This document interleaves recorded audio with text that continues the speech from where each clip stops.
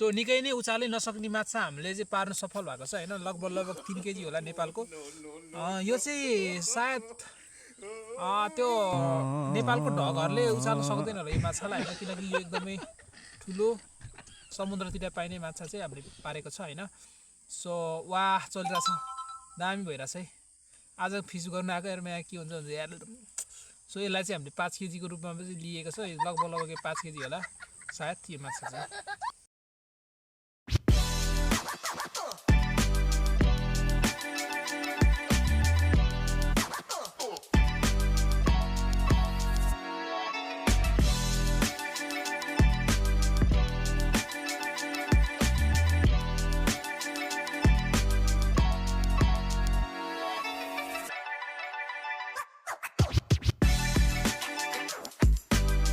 So hello guys so खड्गेको भ्लगमा चाहिँ सबैलाई स्वागत छ हैन र अहिले चाहिँ म चाहिँ काम गरेर खाडी हाम्रो यो खाडी छ है सो खाडीमा चाहिँ बुड्के भुज थाप्न आएको हामीले बुड्के भुज थाप्न अघि नै आएको 4 बजे लगभग आइपुगेको थियो हेरौँ के कति पर्ने छ सो आजको भ्लगमा चाहिँ यही हुनेछ ल माछा कति पर्ने छ भने हैन सो यो चाहिँ हामीले थोरै मारिसक्यो यति मारिसक्यो हामीले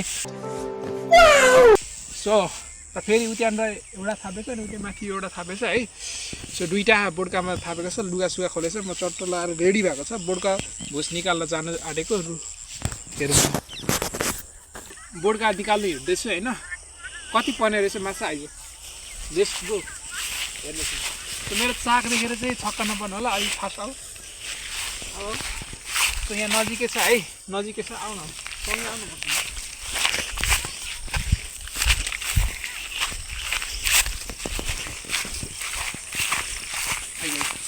मेरो अनुहार त सो यो एरियामा चाहिँ प्रायः जस्तो मान्छेहरूले चाहिँ बुड्के भुस थाप्ने गरेको छ हैन हाम्रो यहाँनिर घाँस काट्न आउने मान्छेहरू निकै छ उहाँहरूले पनि बुड्को थाप्नु हुँदो रहेछ घाँस काट्ने जालसम्म र माछा यति लान्छ अरे हैन सो मैले पनि आज माछा मार्न आएको छु बुड्के भुस थाप्न सो आज कामबाट चाँडै छुट्टी भएको थियो डिङ डिङ डिङ डिङ सो कति पर्ने छ हेर्नेछु यहीँ नजिकै छ यही दहमा छ हैन सो देखाउनेछु ल जस्तो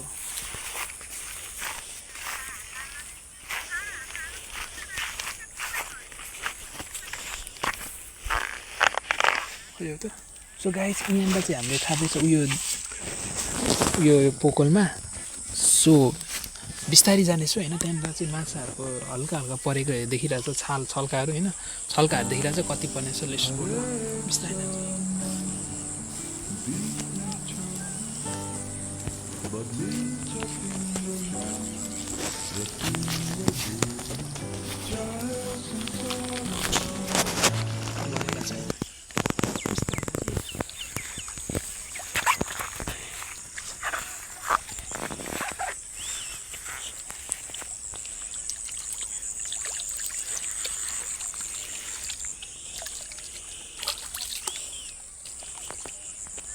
फाइनली यहाँ चाहिँ एउटा पनि परेन जस्तो लागिरहेको मलाई है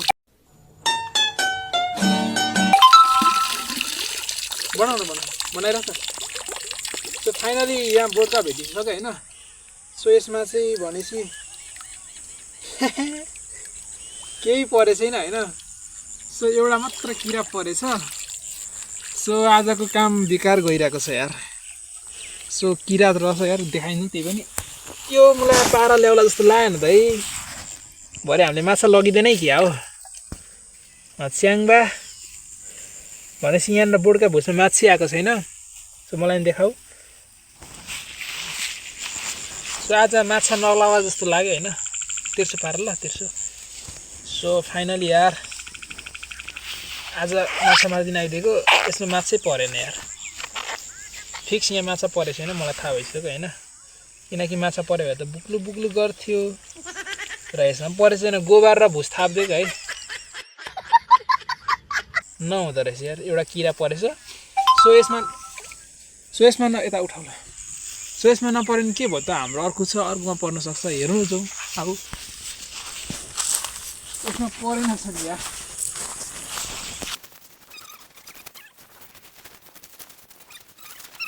हामी उद्यान माथि थापेछ एउटा सायद त्यसमा चाहिँ अब यसमा त परेन त्यसमा त के पर्ला म त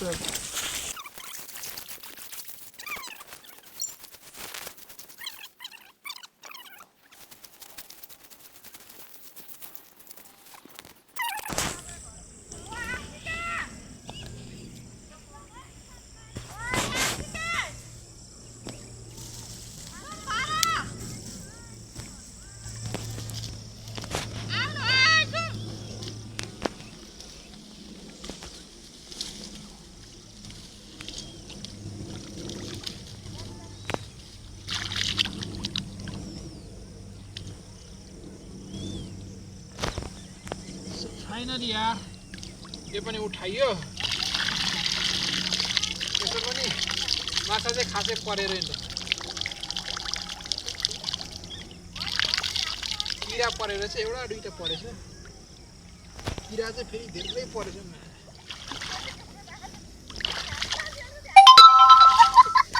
मलाई यो पारा ठिक लागेन हौ।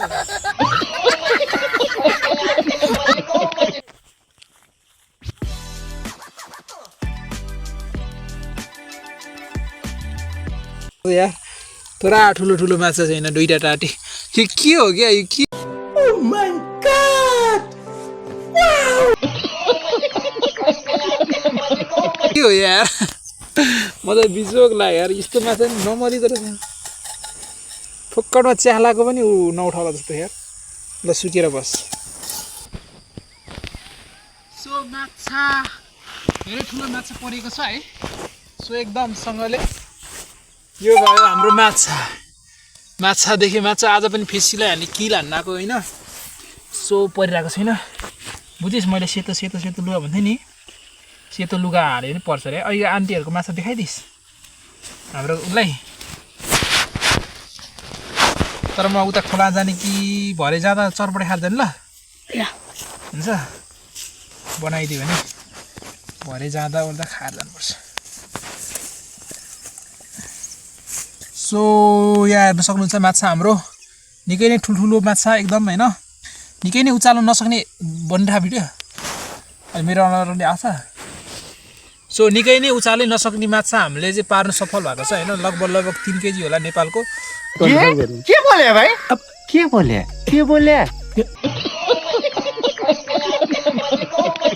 यो चाहिँ सायद त्यो नेपालको ढगहरूले उचाल्न सक्दैन होला यो माछालाई होइन। किनकि यो एकदमै ठुलो समुद्रतिर पाइने माछा चाहिँ हामीले पारेको छ होइन। सो वाह चलिरहेछ, दामी भइरहेछ है। आज फिस गर्न आएको हेर्नु यहाँ के हुन्छ यार। सो यसलाई चाहिँ हामीले 5 केजीको रूपमा चाहिँ लिएको छ। लगभग 5 केजी होला।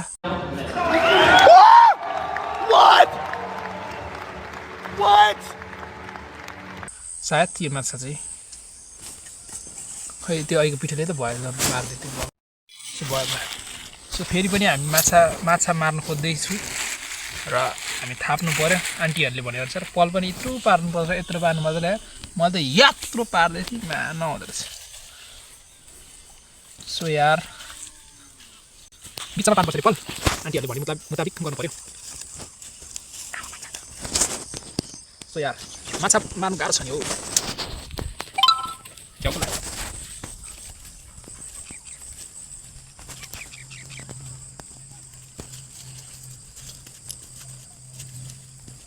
सो बुढको रेडी अवस्थामा छन् र यसलाई म थापिदिन्छु। हामीले त्यहाँ थापेको है।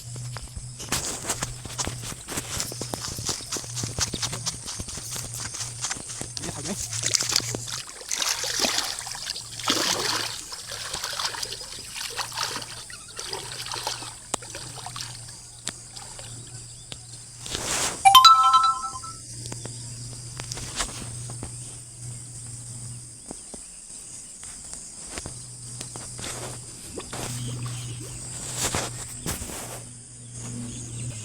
सो गहिरो थाप्दिएकोमा गहिरो थाप्नुपर्छ भने थाप्दैछु गहिरो।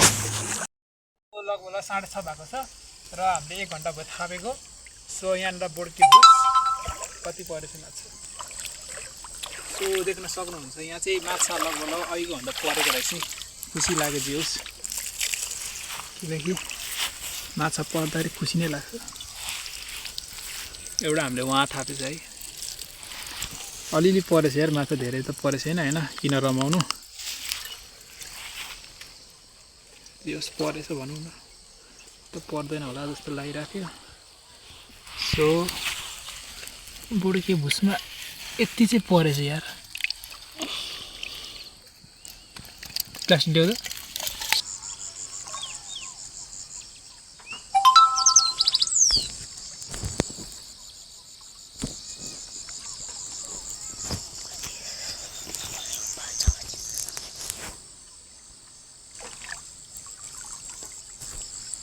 सो यसमा चाहिँ बवाले परे जस्तो लागिरहेको मलाई। किनकि होइन बोर्डका सानो भयो क्या अरूभन्दा नि।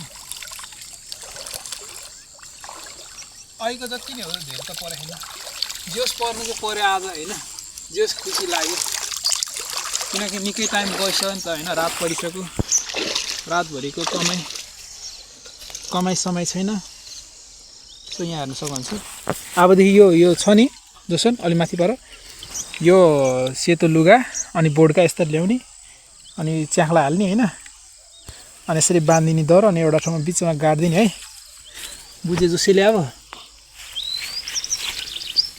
सो माछा दुईटा झऱ्यो यार र यसमा चाहिँ धेरै नै छ किनकि अहिलेको भन्दा चाहिँ मलाई यसमा धेरै लाग्यो सो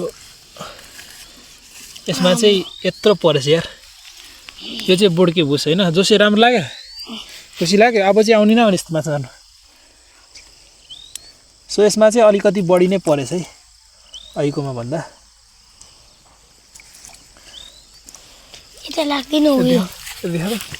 सो हेर्न सक्नुहुन्छ माछा यति यता मलाई देखा सो यसरी नै मार्नुपर्छ है खासमा चाहिँ माछा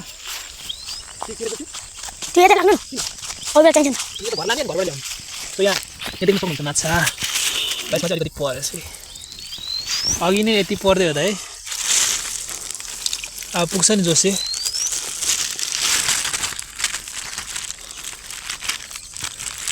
ल छोड्नु सो अहिले चाहिँ 7 बजिसकेको छ र हामीले चाहिँ अलिकति माछा मार्यो लगभग आधा केजी जति छैन होला अझ 1 पाउ जति छ होला र हामीले यो भाइलाई पठाइदिएको माछा चाहिँ सो म चाहिँ नलाने र अहिले रात परिसकेको साथीहरू होइन गुड नाइट भोलिको भ्लगमा भेट्नेछु आजको भ्लग चाहिँ यही भयो होइन बुड्की भुस कसरी मारिने हो भन्ने कुराहरू थाहा पाउनु भइसक्यो होइन सो बाई बाई भन्दछु होइन र हामीलाई घर पुग्न आधी घन्टाभन्दा बेसी लाग्छ त्यही भएर चाहिँ हामी लाग्दै बाई बाई सो अर्को भ्लगमा भेटौँला यो छोटो मिठो भ्लग कस्तो लाग्यो कमेन्ट गर्नु होला कृपया होइन सो मन परेमा लाइक पनि गरिदिनुहोस् र अँधेर भएको छ त्यही भएर थाहा हुँदैन भाइ बोलिदेऊ त मजा आयो माछा मार्नु मजा अरे ल ओके गुड नाइट